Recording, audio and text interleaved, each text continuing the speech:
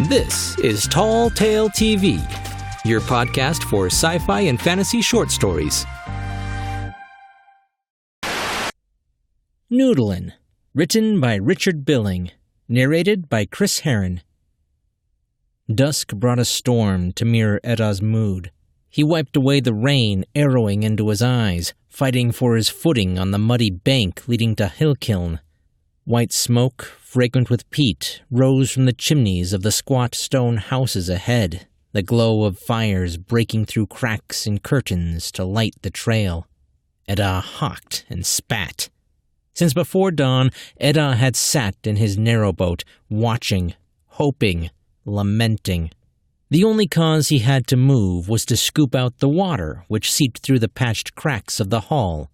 He'd second-guessed everything his 40 years of fishing had taught him, from hooks and lines to bait and fishing spots.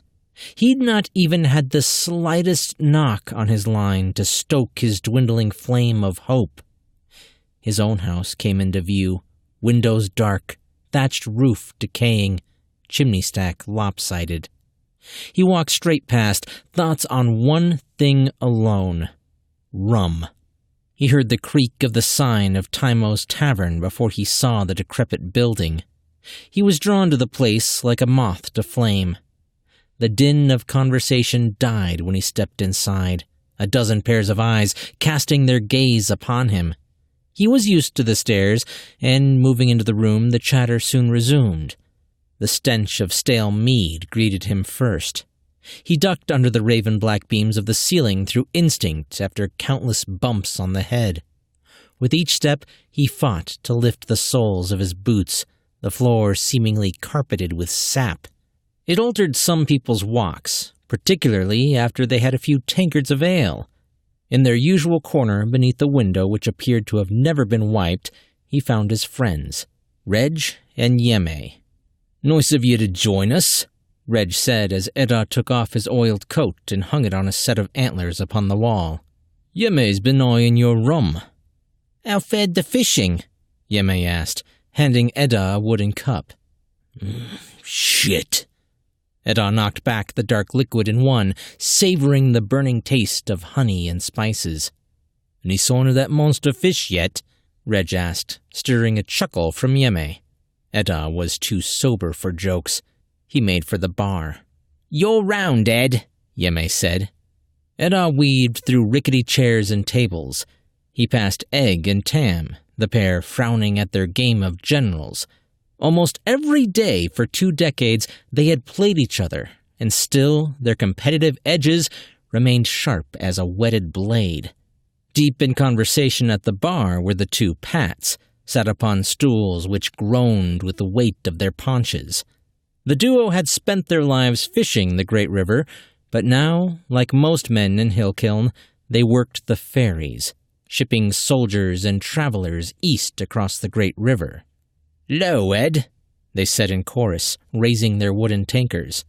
"How's it going, fellas?" "Nae bad," the smaller of the Pats said. Despite a head of gray hair, his mustache remained charcoal black. Reg called him the hearth sniffer. "How's yourself?" the taller Pat slurred in a congested voice which drove Edda to the brink of madness. "Can't complain." "Good hole?" Mustache Pat asked. "Few small ones." If small meant non-existent. "Seems to be the way now," Nasal Pat said. "When I was a lad, they jumped on the hook. Suicidal bastards. Ever since those trawlers from Pietolos moved in, it's fell off a cliff." "Good things never last," Mustache Pat said. "Here, said his namesake, raising his drink. "If you're thinking of hanging up your hooks, my lad said there's plenty of work going on at the Pietolos farms. They've just started clearing 3 miles of forest for fields. You'd have to move to that shithole of a city, mind," Mustache Pat said before taking a swig of mead as if it was his last. "You've got the ferries, too. Piss-easy work, and it pays for the ale," Nasal Pat said. Edda gritted his teeth. All he heard nowadays was ferry this and ferry that. "I'm a fisherman. Always have been, always will." As if sensing the rising tension, Taimo limped into view behind the bar. "3, if you will, Ty," Edda said. The bronze-skinned landlord nodded and went off to fetch the drinks. Edda admired Taimo, the only man in Hillkiln never to complain. He'd lost an arm fighting the Ikadins in the Northern Wars decades ago, and with his discharge pay, opened his tavern. Edda often wondered if he regretted it. The legs of a chair scraped against the floorboards over by the hearth. Michael, a squat, aging man, waddled toward them, trying to dodge chairs but striking every one with his arse and a cannonball gut. "Hello, Mike," the pats began again. Edda nibbled at his nails, thoughts of how he could make some coin swirling like smoke through his mind. He knew nothing of farming, and after a life on water, working land seemed a strange prospect. The ferryman option was his least favorite. Every time he looked to the main flow of the 4-mile-wide Great River, the image of his father and brothers being swept away by the churning waves flooded his mind. Not a shred of him wished to cross that unforgiving stretch. "Reg and Yeme should know better. They were with me on that day." That left him with one option: fishing. Taimo reappeared carrying 3 cups in one bear-like hand. 1.5 cups, please, Ed. Edda leaned in, elbow on the bar. "Any chance you could stick it on the tab?" Taimo frowned, barrel chest rising. "You know I'm good for it. I've got a big catch coming. I can feel it." "This is the last time." Edda nodded and hurried off before Taimo changed his mind. "Cheers, Ed," Reg and Yeme said in chorus as he set down the cups. As Yeme opened his mouth to speak, Mikkel erupted into a verse of an old fisherman song, 100 kappa a day, his bass voice filling every corner of the room. "Oh, 1 kappa, 2 kappa, 3 kappa, 4. I'm gonna beat my record score."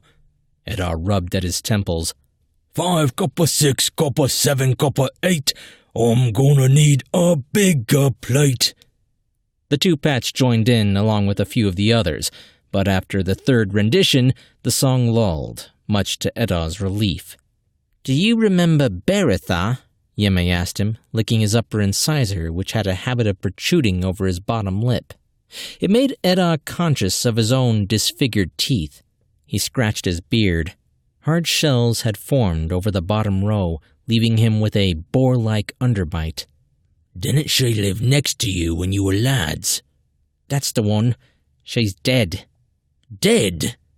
The paler," Yeme said, lighting his tobacco pipe with the candle upon the table. Edda didn't know what to say. So many succumbed to the paler nowadays, he'd grown indifferent. "Nasty end," Reg said. Edda agreed.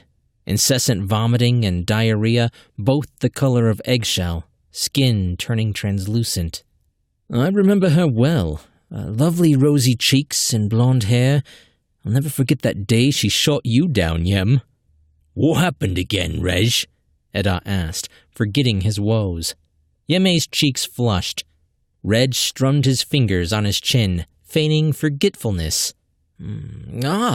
It comes back to me now. Didn't little Yem go picking daffodils for his lass? Got stung by a wasp, if I remember correctly. Right on the nose. But that didn't stop him. He wiped away his tears and waited outside her house with a nose like a smacked ass. "I didn't cry," Yeme shouted, cheeks beetroot red. Reg continued. "And when she finally showed up, and he asked her to go for a romantic stroll along the riverbank, what did she say?" Edda shrugged, though he knew the answer. "He's too small." They burst into bronchitic hysterics. Reg slapped the table, sloshed his drink.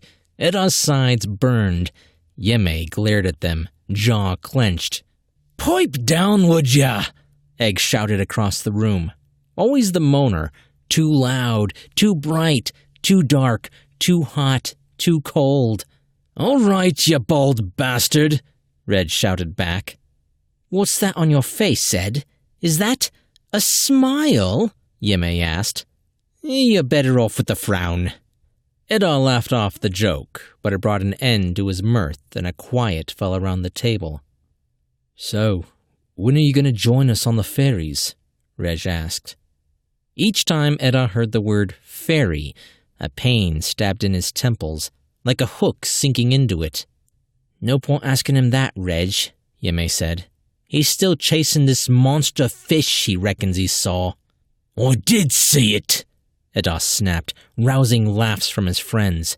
How do either of you know? You don't even fish anymore. You don't see what I see.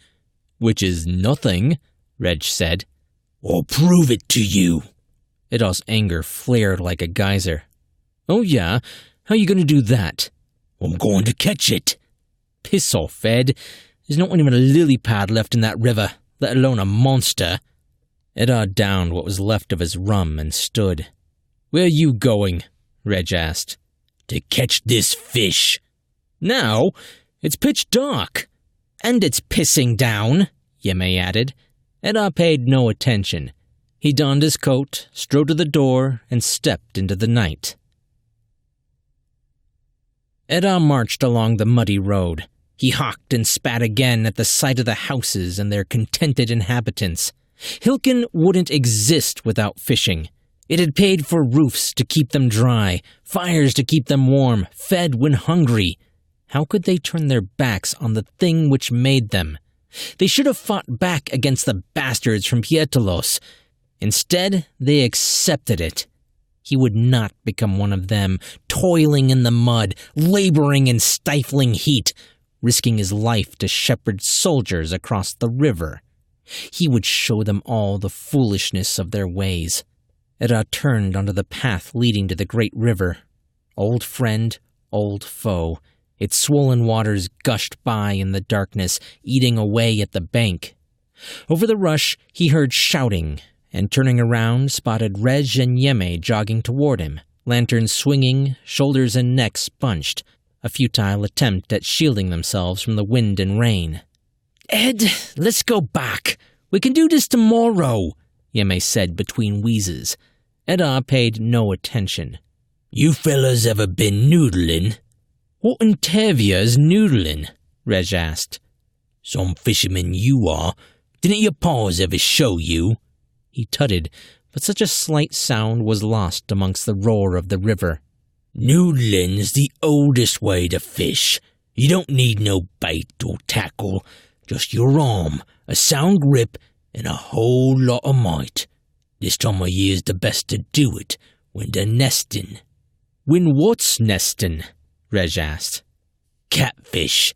You stick your hand in the nest, and it snaps at you to protect its eggs. When it bites, you grab its jaws or gills, and you pull like mad. You're bloody mad, Yemei said. Though he would never admit it, Edda had only tried Noodlin a handful of times back when he was a teenager.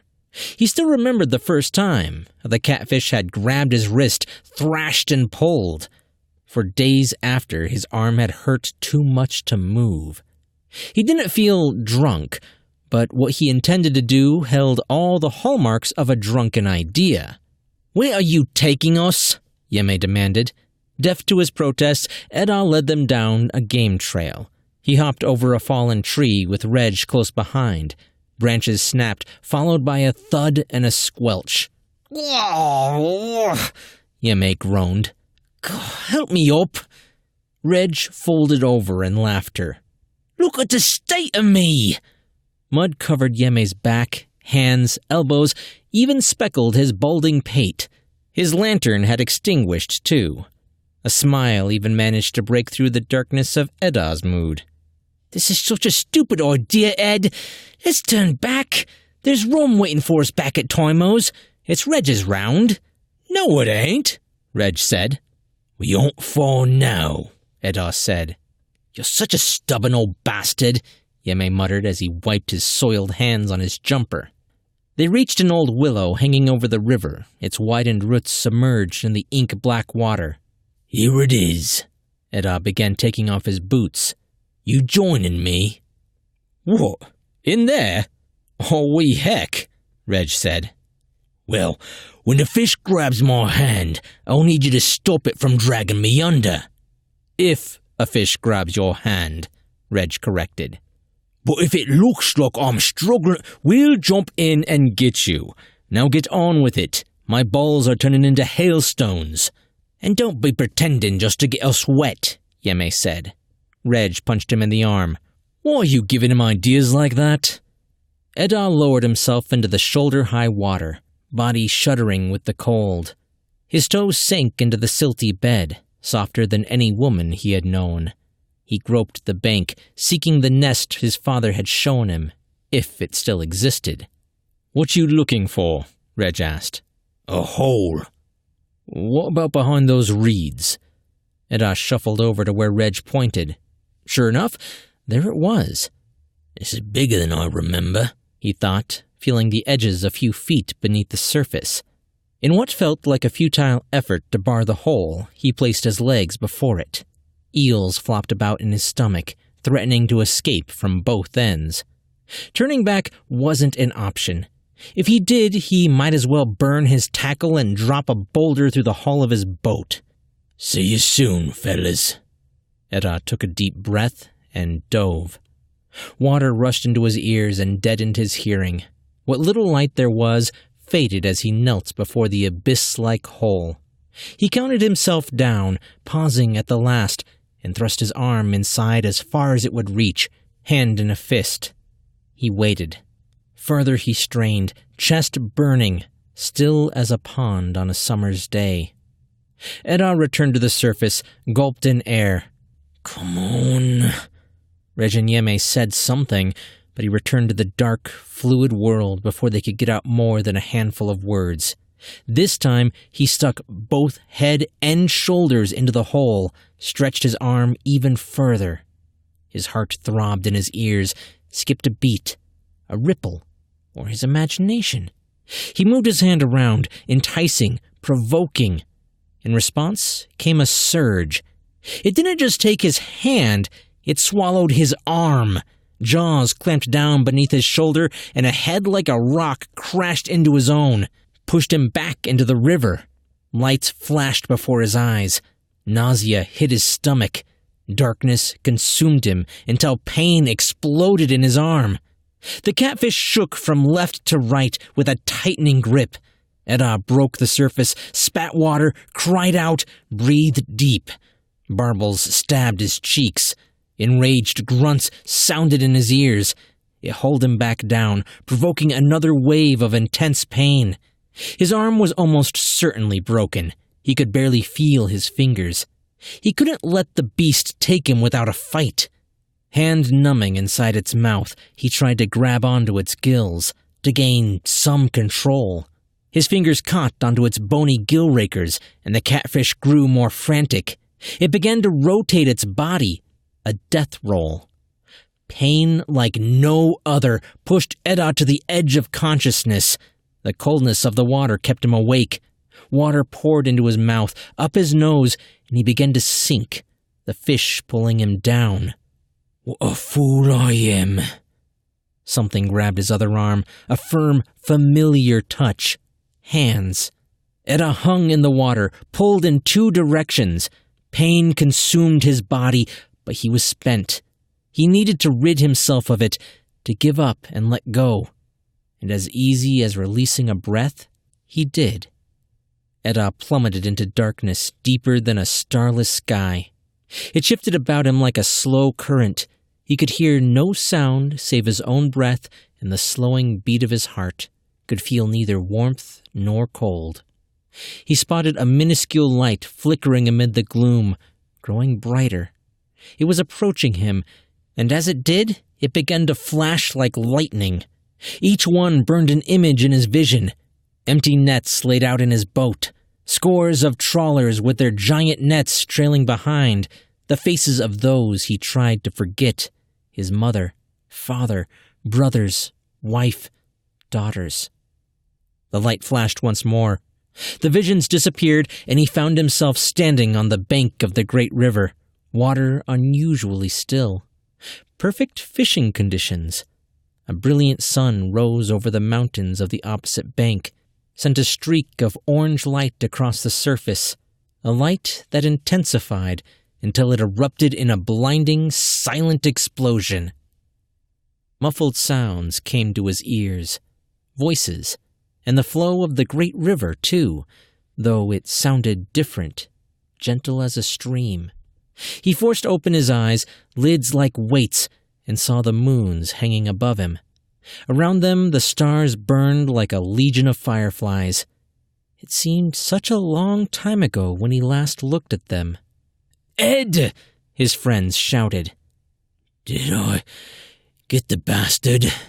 he mustered the strength to say.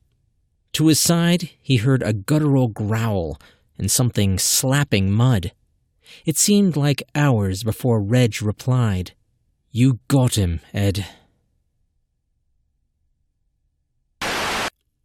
Richie Billing writes fantasy fiction, historical fiction, and stories of a darker nature. His short fiction has been published by, amongst others, Kazine, Tanstaffel Press, Bewildering Stories, Liquid Imagination, the Magazine of History and Fiction, Aether and Iker, and Far Horizons. And his debut novel will be published by Fiction Vortex in spring 2020. He co-hosts the podcast, The Fantasy Writer's Toolshed, a venture inspired by the requests of readers of his book, A Fantasy Writer's Handbook. Most nights you can find him up into the wee hours, scribbling away or watching the NBA. Find out more at richiebilling.com. Hey guys, hope you enjoyed that story. Richie Billing is actually a returning author on this channel. The last time I had a story of his, I believe it was episode number 60, Ducks. So if you liked this, definitely be sure to check that out. I'll put a link in the description so you can find it.